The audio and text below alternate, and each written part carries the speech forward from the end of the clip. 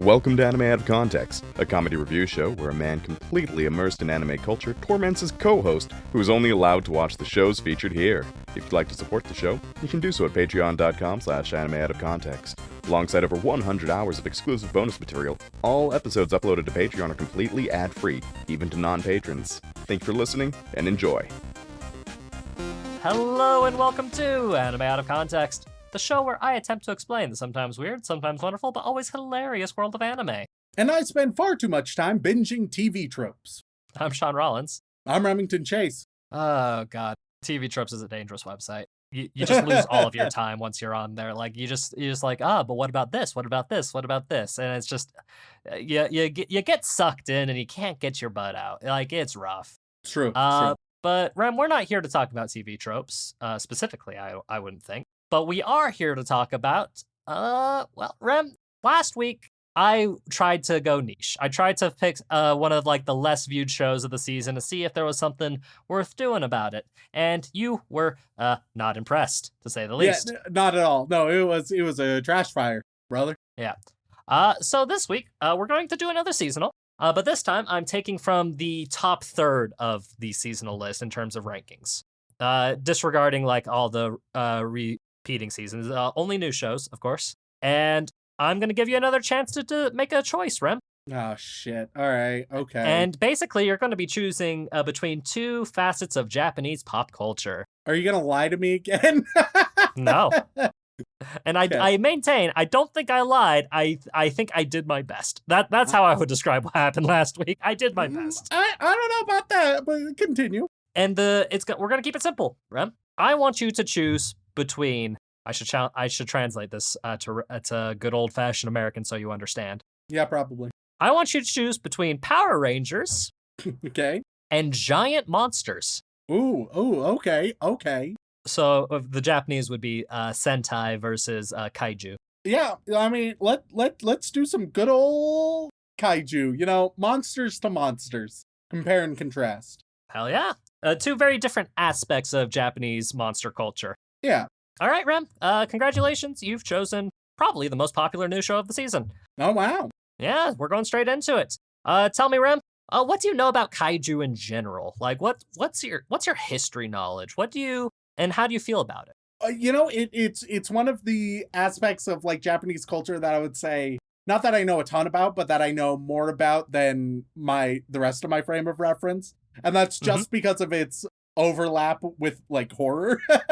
Yes. It's a different flavor of horror. Oh yeah, for sure. And so and it's not always horror. Kaiju, obviously Godzilla's the big one. But then Godzilla kind of went through the arc that Universal Monsters did, where it was like, all right, let's introduce a bigger cast of characters, and then let's introduce Abbott and Costello, let's make this some wacky ass bullshit. And there's a lot of silly, janky ass kaiju media out there. With the occasional just this past year, like Godzilla -1 got a lot of accolades, right? So occasionally they'll bring back and be serious, but a lot of them have a little bit been flanderized as fun little mascots. Yeah, I mean, one of my favorite examples of this is there's a Godzilla universe creature, Baragon, I think is his name.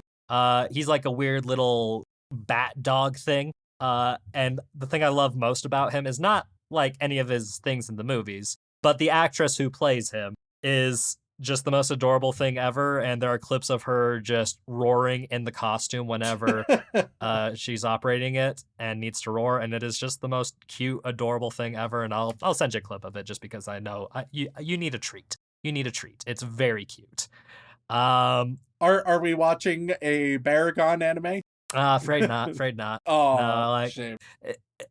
If we were, it would just be watching all of her behind the scenes stuff and all of her little cute roars. It's just so adorable. Hey, if anybody knows her, like hit her up. Shaun is interested. Shaun does require her to stay in the suit whole time.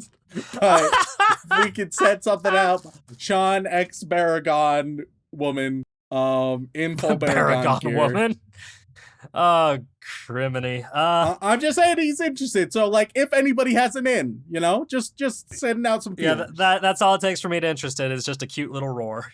Yeah. That's all it takes. A cute little And roar big and a ol' little, ears. yeah, just with an air of monster fuckery about it, Yeah. just in case, just for the spice aspect. But yeah, Rem, kaiju are a fascinating aspect of Japanese media culture, right? The idea of giant monstrous creatures that can threaten the very state of life as we know it. And of course, like one of the original allegories of kaiju were, of course, the atomic bombs, for example, because, hey, those are awful and scary. And Yeah. comparing it to a giant nuclear lizard that fires radiation breath is a pretty on the nose comparison, I would say, but one that helps you pay attention, to kind of how fucked things are. For sure. And since Godzilla's rise to popularity and continued resurgence on and off throughout the years, lots of other forms of media have delved into kaiju territory, like including a lot of Sentai stuff like Power Rangers and such, like how every single Power Ranger episode ends with essentially a kaiju fight with a giant mech, right? Yeah. And, it's just so heavily ingrained into the culture of, hey, giant monsters threatening humanity is both fun, scary, and fodder for great action and entertainment. And today's anime is very much an exploration of that culture, while also being a fun, action-packed, kind of silly show from time to time. Because today, Remington, we are going to be watching the show simply titled Kaiju 8 Go, or Kaiju number 8, to keep it simple. What happened to the others? Well, hey, that's actually part of the show, funnily enough. All right, cool. Most of them dead. Oh no. Yeah. That's just the way it goes. That's All just right. the way Well, it goes. I guess a very important question is what genre are we talking about here? Well, Rem, it's a bit of an interesting. There's an interesting Venn diagram going on here. Because it's an adult cast, but it is also a shonen. Okay. And it is one of the hypest new shows of the season for a lot of reasons.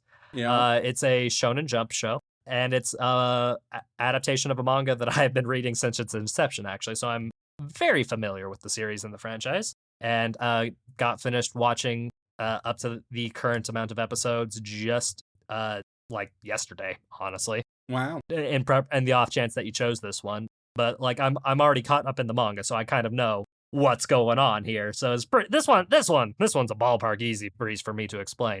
And you're scared because the word shonen scares you, right? Yeah. Oh, well, perpetual. But one, we have a primarily adult cast, which helps a lot. Yeah. And two, does anybody fuck a kaiju? Well, God damn it. It depends on your definition, Rem, I suppose. What do you mean it depends on your definition? What the fuck does that even mean? Well, Remington, allow me to elaborate. So, Kaiju number 8 is about our main character, Kafka Hibino. Is it just a dude? Are we getting like a weird Attack on Titan dealio where it's like, oh, you're a kaiju, Harry? And it's like, oh man, you gotta unlock your kaiju. Not quite, but in the same kind of vein. Essentially, it's about our main character, Kafka, and he has dreams of joining the Kaiju Defense Force, right? I'm doing my part. Because in this setting, Kaiju are a very frequent and very unfortunate problem. Sure, you gotta defend the walls against the kaiju, but oh no, as it turns out, he is a kaiju. Well, it's not like an, oh no, it turns out he's a thing at first. Okay, Rem, we can't keep making Attack on Titan comparisons, otherwise we're gonna hate ourselves. Like, we're gonna absolutely hate ourselves, regardless of what we do. And you might actually enjoy the show, right? Like, there's not a bunch of convoluted, edgy bullshit that gets in the way of the storytelling. It's a much simpler, more straightforward story. It's about Kafka, and he wants to be a member of the Kaiju Defense Force, right? Here's the problem. He has failed every time he's tried to enter. Yeah. He is 32 years old now, which in anime terms, that's ancient, man. Like, oh yeah, you're on death's door. Yeah, no, like you're way too old to be doing anything really. And he wanted to do this because he's always wanted to be a bit of like a hero, protecting people, and especially after his hometown was absolutely demolished as a kid back when the kaiju stuff really first started going. But he made a promise to his childhood friend saying that, hey, together we're going to join this and defeat the kaiju and defend everything we love and care about. She does great and gets in pretty easily, whereas he is struggling constantly. Like, over decades, he's been trying to get in, but just hasn't been able to. In the meantime, though, he's been spending all of his time doing the next best thing to helping with kaijus directly, and that's dealing with the aftermath. And by the aftermath, I mean Buddy cleans up kaiju corpses. Oh, okay, cool. Yeah, because like that's one aspect about like kaiju media you don't really think about, is it's like, oh man, we got the big things to fight the monsters, we take them down, things are great. Oh no, there's a bunch of gross, stinky flesh everywhere. What are we gonna do with it? And his job is to help clean and get rid of that, and that's kind of the closest thing he gets to doing his dream at this time. Okay. Until one day, in the aftermath of dealing with a particularly nasty kaiju corpse, he is recovering in the hospital and he gets preyed upon by a mini kaiju, because like kaiju come in all shapes and sizes these days, Rem. Sure. You know? Yeah, I know like the whole thing is that they're big and such, but you gotta have some small ones here and there just to mix things up. Yeah. And he's recovering in the hospital and he gets attacked by a little mini kaiju. And rather than being, murdered horrifically, he wakes up fully transformed as a humanoid-sized freaky kaiju monster. And all right, let's make different comparisons now, right? The switch gears from Attack on Titan. Does he have a little man in the back of his throat? Just a little He fella. does not. He does not. Just a little dude. No little man in the back of his throat, unfortunately. Or fortunately, I don't know. Like, I don't know what is the more desirable situation here. Well, hey, Shaun, at any point, if you ask for it, you can have a little man in the back of your throat. We can't go down this route again, Remington. We can't. Oh, God. But essentially, he is recovering in the hospital and he's like, shit, this isn't great. But weirdly, he seems to still be in control of himself and his faculties. And he uses his newfound abilities to kind of finally get in as a Defense Force member and do what he can to protect people the best he can. And, trying to keep it as secret as best as possible because, hey, if, normal humans find out he's a kaiju, things might go awry. Sure. But that is the basic premise of the show. It is incredibly popular right now. And it is a very popular manga as well. That's been going on for a few years. And hey, if it makes you feel better, it's not a weekly manga, right? Okay. It's on average a bi-weekly, but the author takes frequent breaks in between chapters. Okay, good. So there's plenty of time to cook and think about what they want to do next, rather than the usual toxic flow of manga where it's like week after week after week after week after week until the manga artist dies. All right, well, which, fingers crossed. Unfortunately, happens all too frequently. Yeah, so let's go straight into it. We're going into one of the most popular shows of the season, Rem, so prep your butt. Let's go straight into watching some Kaiju number 8.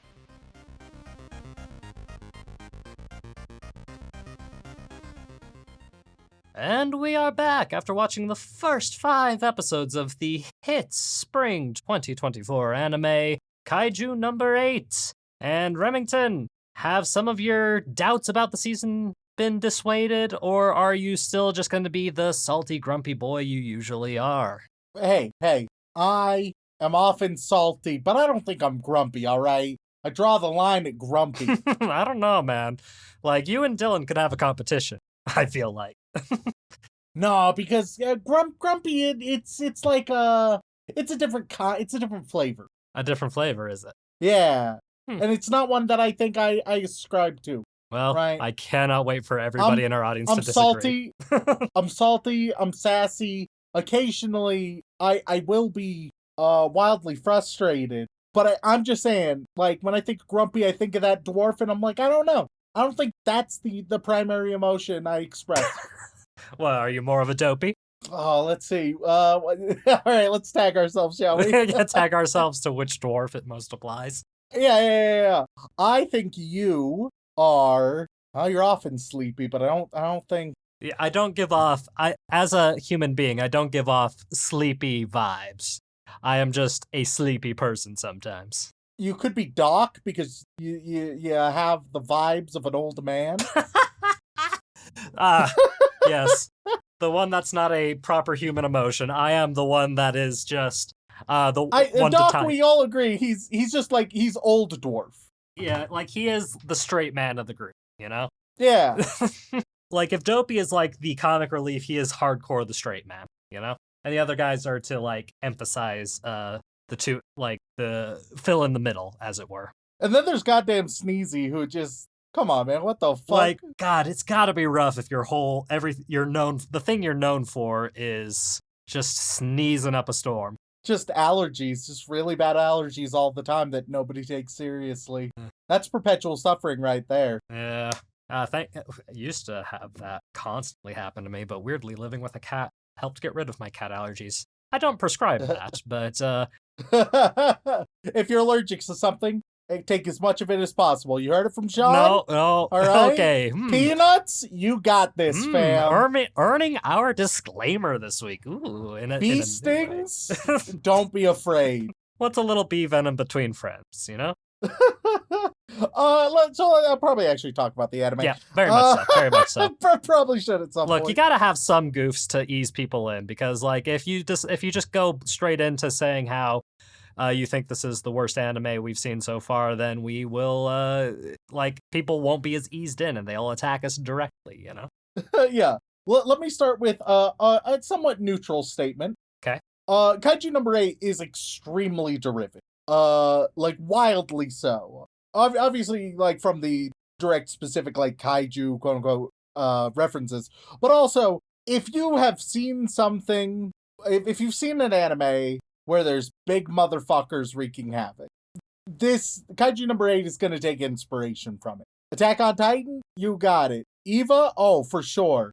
Even throw in a little My Hero Academia in here of just heroes preparing and learning and whatever. You know, it is very derivative. But that doesn't mean that's a bad thing. Not necessarily a bad thing. It's all about how it uses those influences, right? Mhm. Because even just looking at those influences, it's like, all right, bit of a mixed bag. It depends what it takes from each source and then what it does with them. So we open up episode 1. Kaiju is attacking the city. The government sends out its Kaiju 3rd Division defense force. They have super acrobatics and Kaiju killing guns. And make easy work of that sumbitch. I will say, so this Kaiju, it comes through like the waterways through the town, right? Mm-hmm. And emerges pretty central. And it's when it emerges that they're like, oh shit, Kaiju alarm, Kaiju alarm. If you have enough resources for a governmental Kaiju task force, you need to be monitoring those waterways, homie. You cannot have the alarm happen just when the kaiju erupts in the middle of the city. You need to be like, hey, big motherfucker swimming downstream. Like, you gotta be more proactive than that. Maybe he's just a really fast motherfucker. You ever consider that? I mean, he didn't seem wildly fast, but also they were the alarms didn't start until he had emerged. And so I'm just saying that is a gross oversight to the government there. Well, the government would never make a gross oversight concerning public safety. See, that's what I'm saying. So it's really conflict of realism. Yeah. So they go and make easy work of the kaiju. Then we got the cleaning crew. Some fun little world building moments here. If anything, they didn't have enough cleaning crew stuff. And it seems like they might be aware of that, weirdly. Because while our characters are leaving the cleaning crew, another relevant character is a part of a cleaning crew. And so it seems like they might have been like, yeah, we did have a lot of fun world building with this. Let's do some more. Right. But yeah, so just lots of fun world building surrounding cleaning it up, being like, okay, its hide is real tough in certain areas, less so in others. There's some, there is some acid, blood occasionally you got to deal with. Just a lot going on. Yeah. I mean, it just goes to show that cleaning up giant mystery monster corpses ain't exactly the safest gig around. Yeah.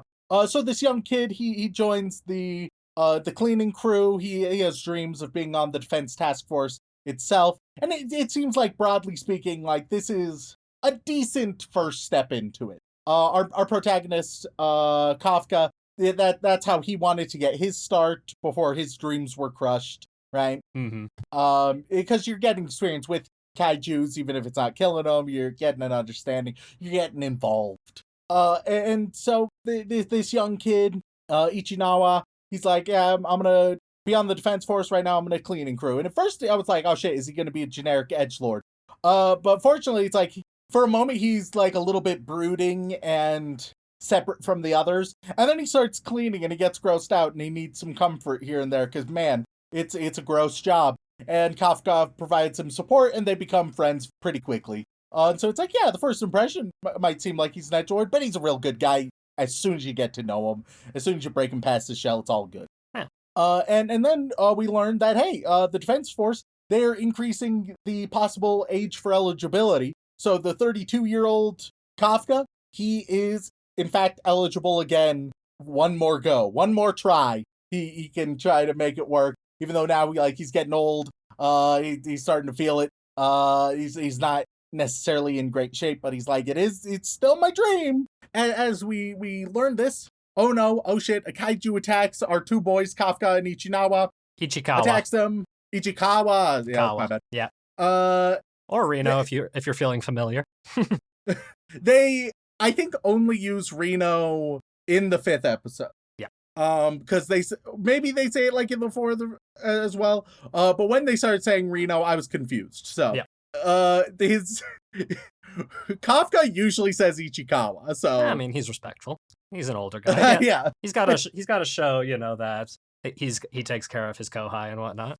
Yeah, and so these two characters, they help each other out. It's like, oh, run, save yourself, and then come to save him. But at the end of the day, it's like, oh, Jesus Christ, we are still facing a kaiju, and this is terrifying. But then they are saved by a tiger and Mina. Mina, as we learn, is she's the captain of the task force to destroy kaijus, and also was Kafka's childhood friend. They were like, hey, one day we're both gonna be killing kaijus together. It'll be dope as fuck. And one of them did to great success. The other one didn't. Yep. That's life. Sometimes that's gonna happen. Sometimes you make dreams with your friends and then they accomplish those dreams and you don't. And you get to choose whether you're happy for them or wildly envious. That's a choice. That's just adulthood. That's how it goes. Yeah. Really puts the whole podcasting thing in perspective, doesn't it? It's wait, is this somebody else is looking at us being like, man, look, they've really nailed it. Meanwhile, we're looking out elsewhere being like, shit, man, we're just rinky-dink podcasters. It's just how everybody's staring above. Yep. Everybody. And so they get saved, but they're still like injured. They go into a hospital. They chat a little bit more before a parasite kaiju looks at Kafka in the hospital. Is like, aha, found him. We don't necessarily know the meaning of that. But the kaiju goes inside of Kafka orally, and Kafka's transformed into a kaiju. And Ichikawa's like, Jesus Christ, what the fuck? And then an old man sees the kaiju form and immediately calls in the task force because he thinks he's gonna die. I mean, to be fair, if you were in the hospital and there was suddenly a monster next to you, I too would probably call for help. Yeah. And so in the 2nd episode, we learn a little bit more. He can transform into kaiju form and can transform back. It takes him some getting used to figure out the transformation. He also pisses from his tits, so that's a creative choice that was made. Okay. This anime does love its random little bits of gross out humor from time to time, and I can't say I hate it. I like it usually catches me off guard, which is probably what makes it funny. As they're cleaning at one point, Kafka's kaiju senses are tingling, so he goes, fights it, saves a girl. It's a super easy kill, and that girl later tells Mina, oh, but there's a good kaiju out there. And then they start doing their like proper exams to become part of the defense force. And both Kafka and Ichikawa, they passed their first round, but as we learned, that's the easy one. That's not the one you need to worry about. And so episode 3, we start moving into the 2nd round. And one emphasis is like, hey man, if you transform into your kaiju form, while you be super powerful and impressive, they'll kill you on sight. And I feel yes, that obviously makes sense. There's better ways to go about it. You can have Ichikawa send kind of like an anonymous letter to the task force being like, hey, my friend is able to transform into an extremely powerful kaiju and is able to kill kaijus, as he has already done. Want to know more and won't kill him? Like, because that's a great tool, and he's perfectly in control of his faculties. Like, there's not really any ambiguity. Yeah, but like there's one brief comment that's been made that's like, hey, if you ever become corrupted, then we'll have to kill you. And he's like, yeah, sure, whatever. And there's been zero corruption thus far. It's just one of those things where it's the cliche lack of communication, misinformation plot that is in it's fucking everywhere, and it's just less interesting. Yeah. Although I will say in this situation, I'm more okay with it simply due to the fact that, like, even if we went with the route you suggested, that still requires trusting the government to an extent, which, isn't always the move in these sci-fi settings. So yeah, but I mean, when the government is like your childhood friend, I mean, yeah, you got an in, dude. You're good. Yeah. Though I will say, Especially in that third episode when he just casually partially transforms to lift a van because one of the people was pissing him off. Pretty fucking funny considering how Ichikawa is incredibly pissed off at him for doing so. Oh yeah, some good moments. I guess I just wish that either they didn't go that route or that they came up with just something a little bit more creative or interesting, right? Because it is just so cliche, and it is, in my opinion, an actively annoying plot. Just in of itself, separate from the cliches. We move into episode 3, where it's boot camp. Let's see how fit and capable you are. Kafka, he's struggling. He's 32 and hasn't had much of a focus on fitness in his life, especially, like, the only reason he had to train was for this. But he didn't think he was going to be able to anymore, so he let himself go. So they put in a lot of work. They meet this one, like, prodigy girl, Shinomiya, and she's like the director's daughter, and they are... Her character is fine, but her backstory is so trash. Because it's like, yes, she is the director's daughter, and she feels the need to be perfect. Why? Because her father, wildly abusive and emotionally neglectful, was like, you need to be perfect, anything less, and it's all fucked. And I'm like, oh, all right. Like, you could have added a little bit more, like, nuance or complexity and reached the same goal, but made it feel more human. Like, if he was like, look, like say the dad instead gives some speech about every mistake someone dies. The only way nobody dies is if we were perfect. Now, that's impossible, but we need to aim for perfection every time. And bada bing, bada boom, you have far more nuanced characters while getting the exact same goal, but better. This is, once again, the lazy cliche way of doing it. But Shinomiya, she's a fine character. Basic, prissy, rich, talented girl, better than everybody, arrogant, but has moments of self-doubt and trauma. You've seen it before. It's a pretty well done execution of it. It's nothing crazily new. And so they end up doing this little practice battle as part of the exam. Here's a simulated destroyed city. A bunch of kaiju are running wild. Once the big motherfucker in the center is killed, the exam is over. We'll be watching you and paying attention, and also we'll give you super cool suits that have shields, but if we have to activate the shield on our end, then you fail. Alright, nice straightforward premise, pretty solid. Kafka, unsurprisingly, is struggling without using his powers. I did make a prediction as soon as this little bit started, and it did go exactly as I predicted.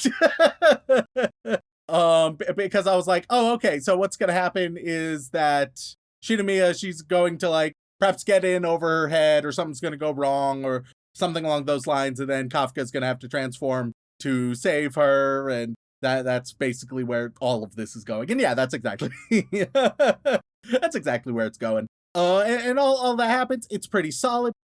Shinomiya, she gets the big motherfucker and kills it with ease. She even saves Kafka along the way, and he's injured, but he wants to keep fighting, and Ichikawa helps him out like a true bro. But yeah, Shinomiya, absolutely godly at this, makes short work of the big motherfucker in the center. But then a weird humanoid kaiju. I would describe it as the reverse of Kafka.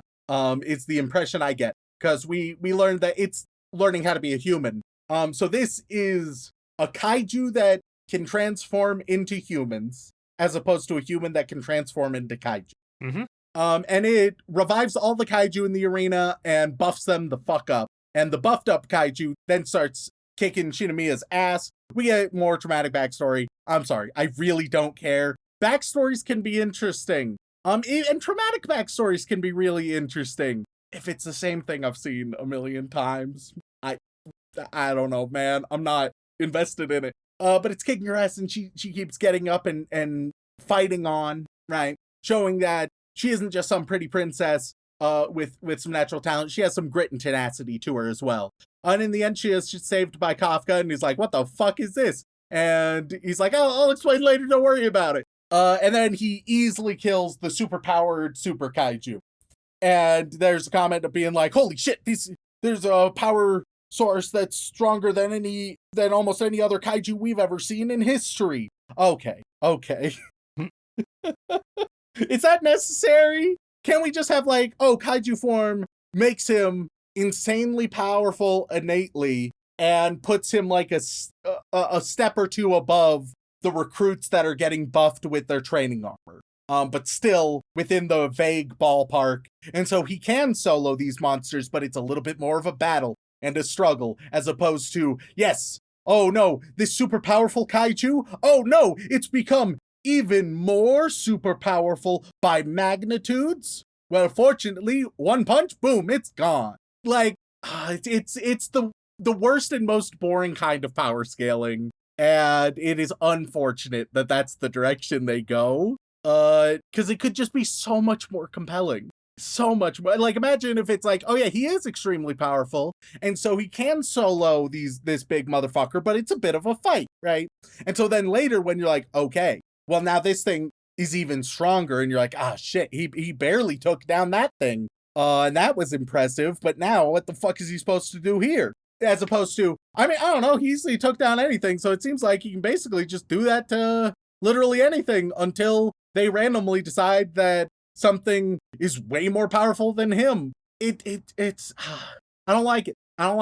You never Shonen have. power scaling. You never have. It's it's trash, lazy storytelling, Shaun. And I'll tell you right now, as somebody who's up to date in the manga, it does, start out that way, but they quickly do the more narratively appropriate thing and tone everything back. Like, it's just the initial anime tropey thing where they got to show exactly how strong he is before they can really show the real threats. But they did that. They did that with a kaiju already that he had to, he and Ichikawa confronted. They showed he one-shot that motherfucker already. Cool. All right, we got it. And that was like a medium size. So now a super powerful large, and he still just one punches it. It's like, oh, I thought there might have been a little bit more to it than that. Like, we already did that story beat. and so, yeah, it's just a far less interesting way. And I understand it's more complicated and difficult to actually come up with power scaling that both makes sense and is interesting. It's worth it, y'all. It's so worth it. And so they get the results. Ichikawa, he made it in. Kafka wasn't going to make it in, but the sort of vice captain accepts him largely because he's funny, has potential, and also just mysterious. Something's going on there, but only as a cadet, not as a full-fledged soldier in the task force. Mm-hmm. We have the characters explain a little bit to Shinomiya, just being like, hey, here's the deal, kaiju form. We also get a montage of training exercises. Cool. Good old montage. We get character introductions. And then we mostly just hang out with the homies. It's just the guys all hanging out. And it's nice that it establishes, there's rivalries and people trying to one-up each other. But at the same time, they all have a common goal. They all spend a lot of time together. And so, they're overall pretty amicable towards one another. Thank God. I love to see that. A lot of shows fuck that up. You mean like Attack on Titan, who do it that way all the fucking God. time? Yeah. Or one that comes to mind, because Shaun, I've recently been watching through the whole Halloween series, right? Yeah. Whole Halloween franchise. You recently finished it as well, I think, didn't you? I did. And so what I'm immediately thinking of in contrast to this, you see this in actually a handful of the Halloween movies, regardless of director, but I think it's most pronounced, unsurprisingly, in the Rob Zombie Halloween movies, Ugh, where God. Yeah. all the characters are so cynical and awful and vindictive, and children are nothing but malice. Look, children can be pretty fucking awful, but they're more than that. They have other layers too, surprisingly, especially as they get a little bit older. Like, yeah, people are cliquey and sassy, but if that's all they are, then you're misrepresenting it in a weird way. And so it's nice to just see humanity, and it's not completely separate from cliquey nonsense or tribalism. Once again, there's some rivalries, there's a little bit of friction here and there, but overall, they're all here to kill kaijus, so they're all buds. So I greatly appreciate that. And oh no, kaiju alarm, and they're gonna handle that first mission coming up. And so that's the first 5 episodes. My impression overall is that it's a really good example of good shonen, without necessarily transcending into anything particularly special or original or unique. It still fits a lot of those shonen tropes. As I said, it's extremely derivative.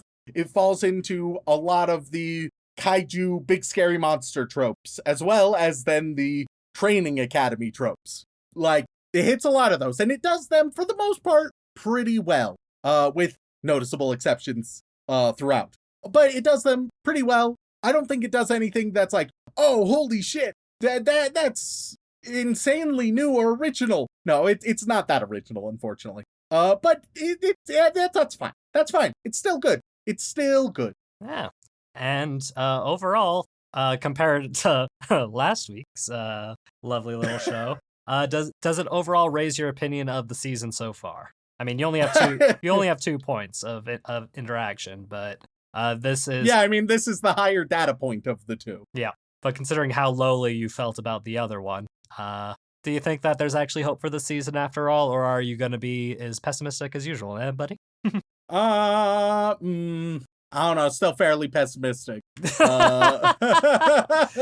I have plenty of, like I said in the top half of this episode, I have plenty of data points to throw at you if you like. Because once again, it's really good, but it's not special. It doesn't got any of that special sauce, Shaun. All right, this is a meal I'm satisfied to have and will forget about. I'm not gonna be like, oh shit, this is fantastic, or oh, this is really different. It's not something you recommend to friends because it's new or original. You're like, I don't know, it's a safe option. Go for it. Yeah. Well, who knows? Maybe by the time the full season is up, maybe that special sauce will kick in afterwards, Maybe it's like one of those meals that has a secret surprise in the center that'll really zhuzh it up to the general audience. Because for most anime fans, everybody seems to be loving it. But I can understand where you're coming from with where your criteria for something of this nature is a bit more, look, you want more than, a British blender soup.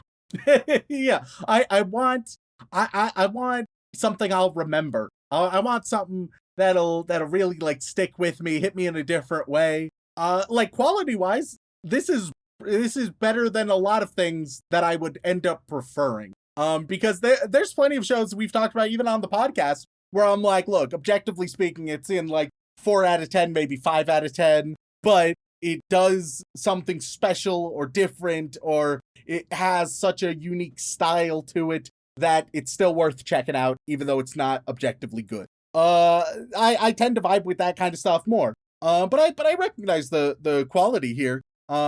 It's just, I don't think I guess safe. Yeah, safe is just the word here. It is very good and very safe.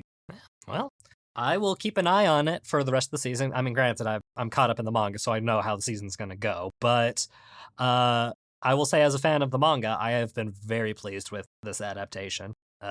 It's animated well, it's shot well, the humor hits pretty well as I imagined it would in the manga. And yeah, it's has a lot of safe options right now. I'm just looking forward for more of it to come out because I'm always excited like every other week when a chapter comes out. So I will be. I feel like it's going a direction. Keeping in mind that I've not seen obviously I haven't seen all of Evangelion or all of Attack on Titan. But I feel like it's going extremely similar routes to both of those in both ways that I overtly know and ways in which like I speculate.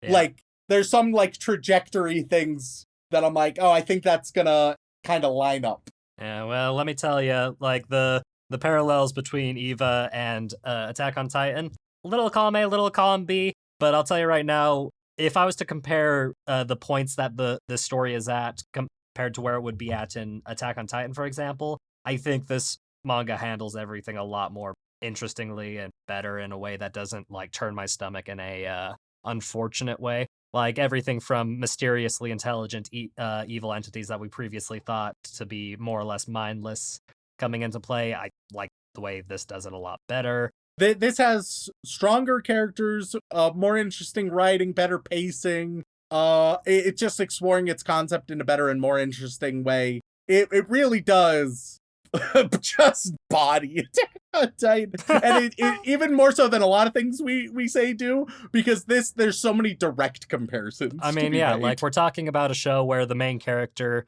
is given the power to transform into the monsters that he has sworn to defeat and protect his fellow man from. And we don't know where the monsters come from per se, but we do know that they're here, and we got to use what we can to deal with them because they're a constant problem. But yeah, no, like I agree. Everything is just done in a more grounded and interesting way. And like the mystery that this show has is much more straightforward in a way that's not going to because like what Attack on Titan does is like, hey, here's a question for you. Now sit on it for about 50 episodes. Whereas this one's like, hey, here's a question for you. We'll answer it eventually, so you don't need to constantly be thinking about it. But just know that we're gonna take you on the journey to get there, and we'll take our time. But you don't have to worry too much about it. Whereas in Attack on Titan, it was constantly like, but what's in the basement? Like every handful of episodes, it's like, hey, remember this mystery? Do you remember this? And it focuses more on the current problem rather than the overall problem. And I'm curious to see where the story goes overall. But look, this show is made for me, Rem. Let's be honest. Yeah. It's got giant monsters. It's got silly, goofy humor. It's got non-standard like characters for its genre. It's just got a lot of things that I enjoy. And while you don't think it has much uniqueness to it, for me, as somebody who's been a longtime consumer of this particular medium, it resonates very truly as like something that just feels right. Like I guess if you want to put a gun to my head, there's an argument to be made that quality is relatively unique in the genre, but Remington, the cynical side of you is coming out again. Careful. Don't let it get out too much, or else people it's will cynical, forget we're a but it's comedy not cast. grumpy. It's not grumpy though, to be clear.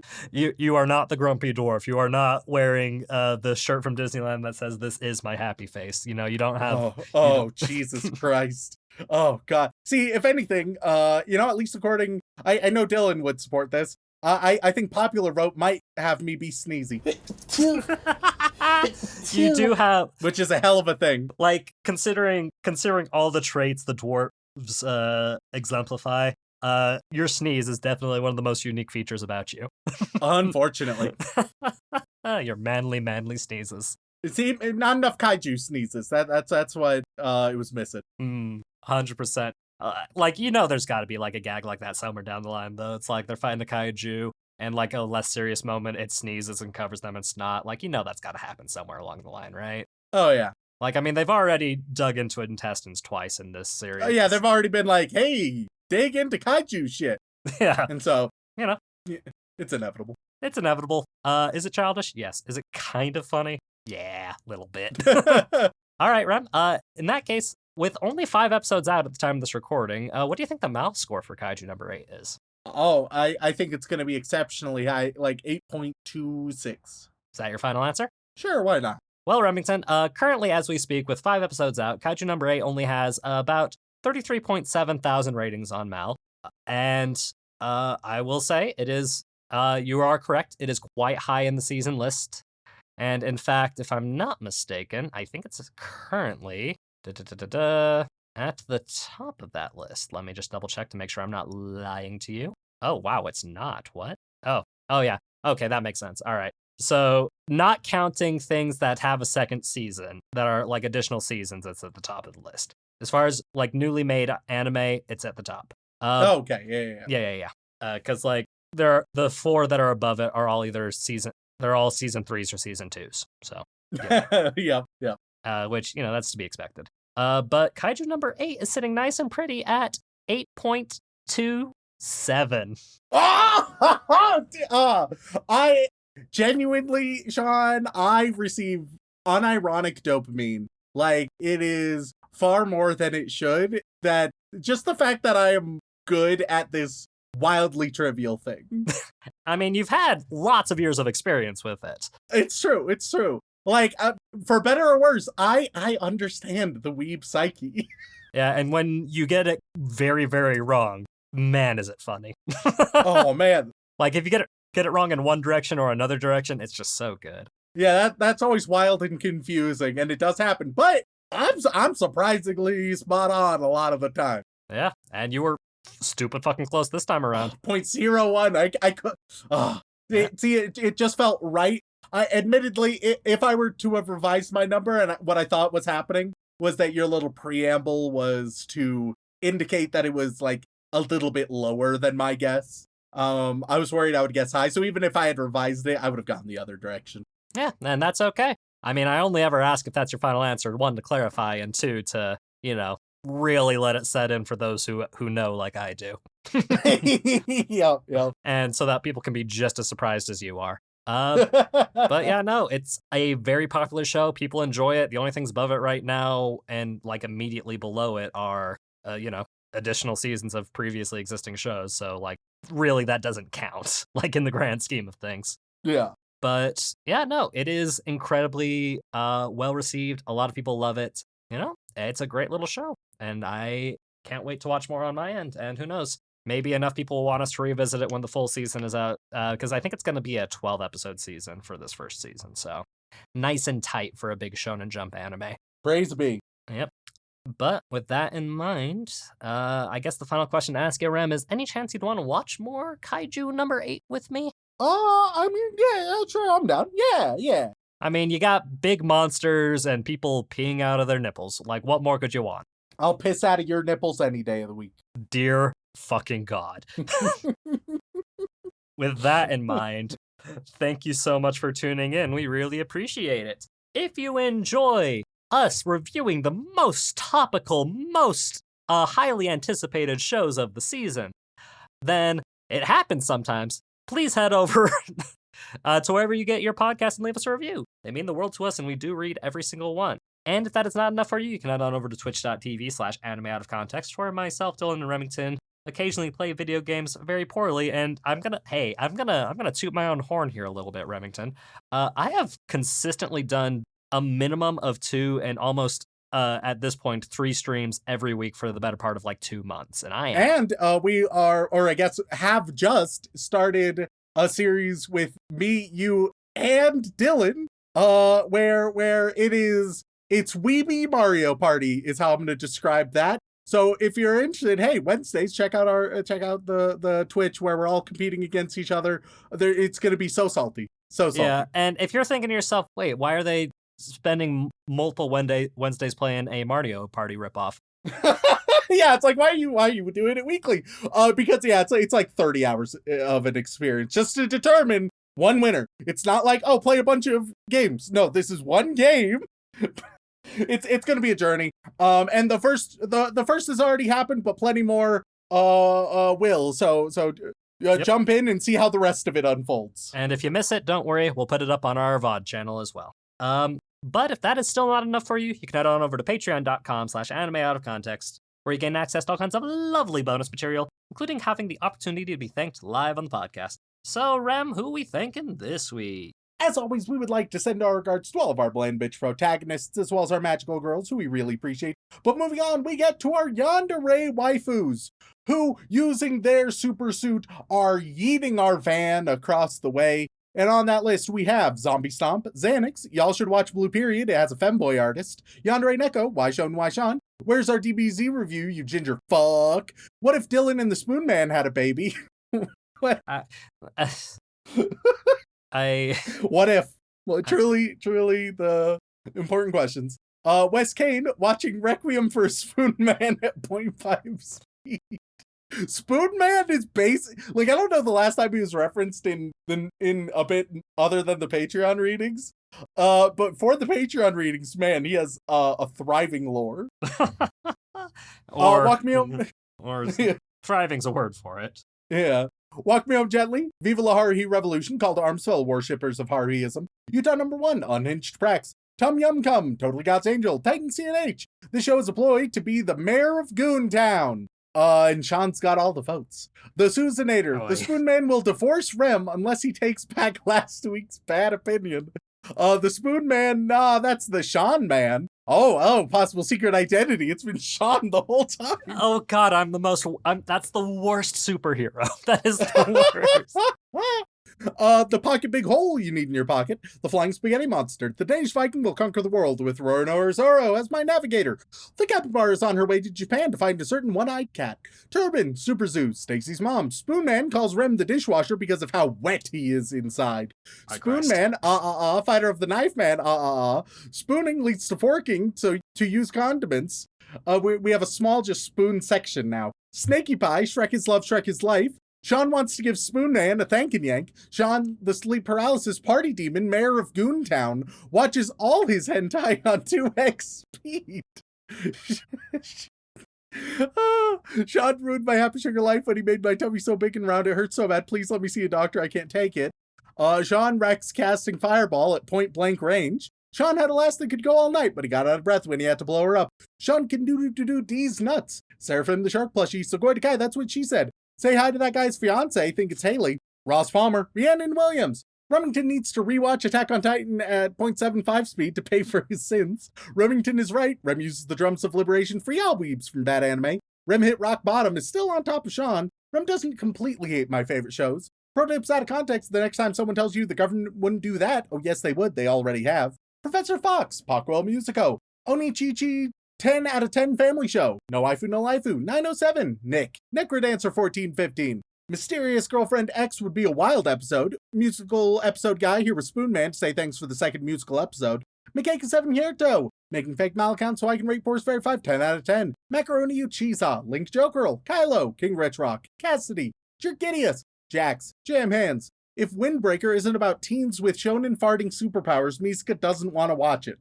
Icon Scout, I will never get more of Ace of the Diamond, now I cry. I tried manscaping with a straight edge razor. I can't believe I made an account for this. Glenn Michael Dolan, Ginger Weeb, Fern the guy who did the thing that one time. Farmer Weeb's double feature of the week, My Neighbor Totoro and Grave of the Fireflies. Fantide, Erica McCorkle. Dylan walks Catgirl Shaun on a leash daily. Dylan, the Spoon Man, is gushing over Shaun's magical big hole while waiting for Rem to witness their love. Dokapon Kingdom has you complete for a 12-year-old's hand in marriage. Has you compete for a 12-year-old hand in marriage. Look, we'll address that. Yeah. Don't worry about it, Shaun. Don't worry about it. Yeah, Don't worry about it. You know what? All I'm saying is you're the one whose idea this was. Don't worry about it. Danielle Riot, Daddy Rem telling me a bedtime story. Countrified Goth has emerged from her depression cocoon and decided to change her name. Cheese Monkey, cat girls are best girls, so give them cute little paws. Brock Hart for Jew dudes. I am not Brock Lesnar.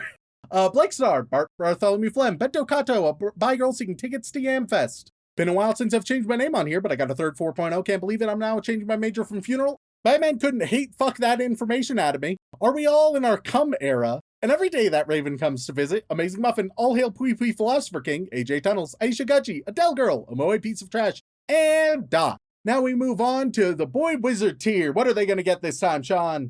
Man. I mean, look, if the answer's right in front of you, you gotta go with the answer. Gonna get your own kaiju. A little baby kaiju to take home. And hopefully it doesn't get much bigger. We'll see, who knows? we start week 2 of asking you to watch Darling in the Franxx. Like, and unfortunately, they only gave me like Godzilla verse ones, but that's fine. You're gonna get King Kong, Vincent Calabrese, Gamera, That Mouse Girl, Ultraman, Tails Williams searches for survivors, Jet Jaguar, Sporadic Silver, the big man Godzilla himself, Silent Secondary, Destoroyah, which I think is just Destroyer, but like the yeah, it's a katakana. Destroyer, baby. Yeah. Shaun, you said we can't listen and watch hentai, so can we listen and read yaoi? Megalon, Shaun loved being episode cucked by Rare Kumiko. Rodan, Scourge, best $20 spent, LMAO. Anguirus, Roscop. Mecha Godzilla, Remington Chase's laugh is my favorite sound. King Ghidorah, Rare Kumiko. Mothra. Please show Rem the new train anime from this season, Rare Kumiko. Okay, like some of these comic book writers are not very creative. I cannot emphasize this enough. This is not Godzilla. This is an alternate creation summoned to fight Godzilla, and it is called Zilla. Nightshade Blade wants to gush over magical girls. Manda. Nettie Rabervar in Schonmal in Baden-Württemberg. Mogura. Monogatari is everything you guys said you like in an anime. This week, lots of things happen, every split second matters. I'm gonna send you a picture of this one because, oh boy, he needs help. King Caesar. Oh, I can't wait. That is a dog on a bad day. A very bad day. That's a dog who is half groomed and then left in the junkyard. And given given fucking shingles. Yeah. Who do they get, Shaun? Megagurius. I'm all right, probably Mike. butchering some of these, but that's okay. That's fine. Kumonga. Miguel De Leon. Gorosaurus. Latino's 426th anime at 21 was To Your Eternity. I Ate Shaun. I Am Both Rem and Shaun. Remington Chase 2024. Gazora. It's Just That Spy Guy. Gaira. I don't know about the rest, but you definitely watch Psyche K on 1x speed. I love this one because it is just a giant shrimp, so its name is basically Big Shrimp. It is Ebira. Rare Kumiko will continue to support the show with multiple accounts. Biolante. I have a mechanical keyboard problem. Batra. Go to www.ge.moe. You will love it, says Rare Kumiko. And it's not porn. It's not porn, ladies and gentlemen. We've learned. Yep, we have learned that, which is good. Because, you know, look, we grew up in the, 2000s. We things happened. One of my favorites, simply due to the actress, Baragon. Drew asks, to Pui Pui or not to Pui Pui? Could a Pui Pui Molcar be kind of considered a kaiju? I mean, in the Kaiju number 8 universe, I think it could be. Right? Yeah, I think it's kind of a kaiju. Kind of a kaiju. Not quite a human size, but not quite, like a Titanic one. So, it's kind of in the middle ground there. Yeah. Varan. Decade 1 of Allfather making Patreon accounts until Shaun shows Remington Dragon Pilot. Hedora.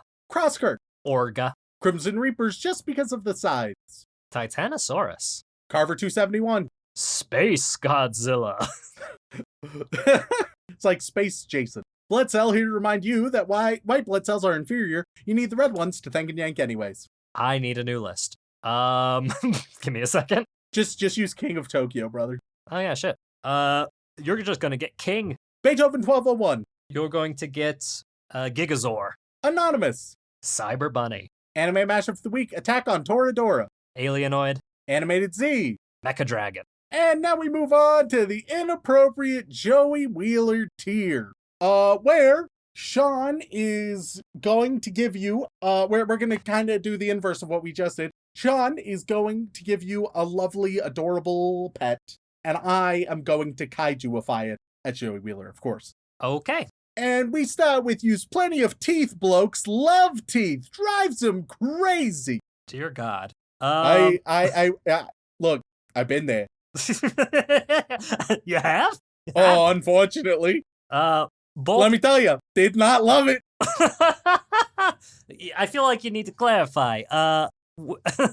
Both ends No. are I don't need to clarify for shit. Either way, it's bad for everyone. Let's see.